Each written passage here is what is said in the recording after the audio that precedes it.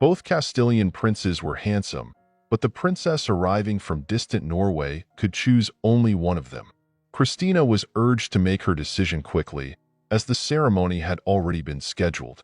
Without much hesitation, the daughter of the Norwegian king rejected Infante Fadrico due to the unsightly scar above his lip.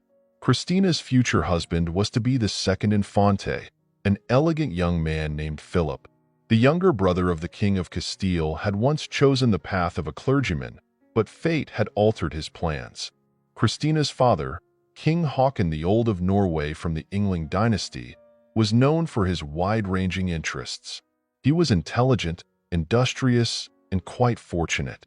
His kingdom expanded to include lands in Denmark, Iceland, and Greenland, and he managed to establish trade with the English monarch, almost earning the crown of the Holy Roman Empire. To the surprise of the electors, Haakon declined such an honor.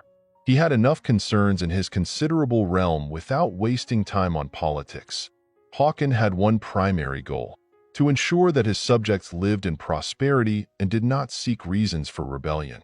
Therefore, he prioritized trade initiatives that would enrich his fellow Norwegians. In the early 50s of the 13th century, the king decided to establish relations with Castile and sent an embassy. What could the northerners bring as gifts? Naturally, furs and skins. The Castilians appreciated such offerings.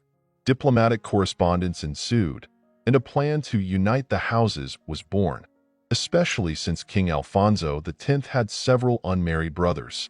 Thus, it came to pass that 22-year-old Christina Hakonsdatter journeyed south.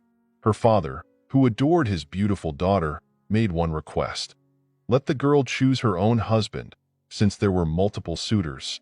The princess's entourage consisted of more than 100 people. The loving father ensured a generous dowry and Christina's safety.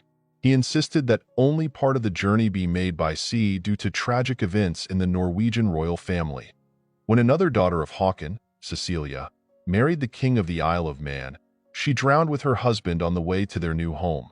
As a result, Christina of Norway landed in Normandy, then crossed all of France, arriving on the land of King Alfonso on horseback. The ruler was captivated by the beauty of this northern rose. She was tall, well-proportioned, with her fair hair braided into two thick plaits, and her blue eyes shone as clearly as a May sky. A grand entrance for Christina in Valladolid was planned for January, after which she would meet her suitors. Infante Fadrico was older, but his scar marred his appearance. Infante Philip carried himself modestly and was so handsome that the princess made her choice. The young couple was wed in the Church of St. Mary. Christina's choice brought her much joy.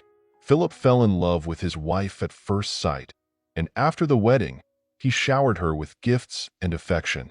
Their palace embraced the traditions of troubadours, celebrating the beauty of the lady, devotedly serving her, even without hope for a reciprocal gesture.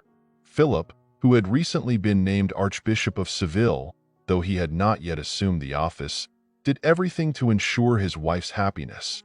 This absolute, unblemished, and accidental happiness lasted only 4 years. Christina of Norway passed away. Those who examined her remains could not determine the cause. No clear signs of poisoning or serious illness were found. Moreover, the tomb clearly housed a young woman full of vitality. What happened to Christina of Norway? One theory suggests that the hot southern sun brought upon her a severe illness. The fair-skinned girl from Norway struggled to endure the heat of Castile. In the monastery of the Cathedral Church of Covarrubias, where the northern princess found her rest, there hangs a special bell. It is believed that any girl who rings it will receive help from Christina of Norway in finding love. In Castile, she became a true patroness of lovers.